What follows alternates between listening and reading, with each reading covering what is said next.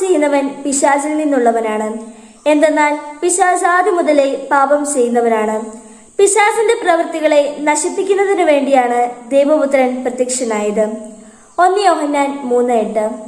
നമുക്കറിയാം, പലപ്പോഴും കൊച്ചുകുട്ടികൾ വഴക്കുണ്ടാക്കാറുണ്ട്. അവര് വഴക്കുണ്ടാക്കുന്നത് ചിലപ്പോൾ കടുത്തു പോകാറുണ്ട്. അപ്പോൾ അപ്പനും അമ്മയും വന്നിട്ട് തിരുത്താറുണ്ട്. കാരണം നല്ലൊരു ജീവിതവും സമാധാനവും സന്തോഷവും നല്ല സ്നേഹവും ഉണ്ടാകണം. അതാണ് നമുക്ക് നന്മയായ കാര്യമെന്ന് പറഞ്ഞ് നമ്മളെ അവർ തിരുത്താറുണ്ട്. ഇതുപോലെ തന്നെയാണ് ഈശോയും യോഹന്നാന്റെ ലേഖനത്തിൽ നമ്മളോട് സംസാരിക്കുന്നത്. ആദ്യം മുതലേ പാപത്തിൽ അനുസരണക്കേട്, ദൈവത്തെ അനുസരിക്കേണ്ട എന്ന കാര്യത്തിൽ എപ്പോഴും മുൻപന്തിയിൽ നിൽക്കുന്ന ഒരാളാണ് പിശാച്.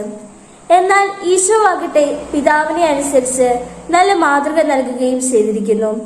പിശാചിന്റെ പ്രവൃത്തികളെ നമ്മുടെ അനുസരണക്കേടിലൂടെ നശിപ്പിക്കണം എന്ന് കാണിച്ചു തരാൻ വേണ്ടിയിട്ടാണ് ദൈവപുത്രനായ ഈശോ ഈ ഭൂമിയിലേക്ക് വന്നത്.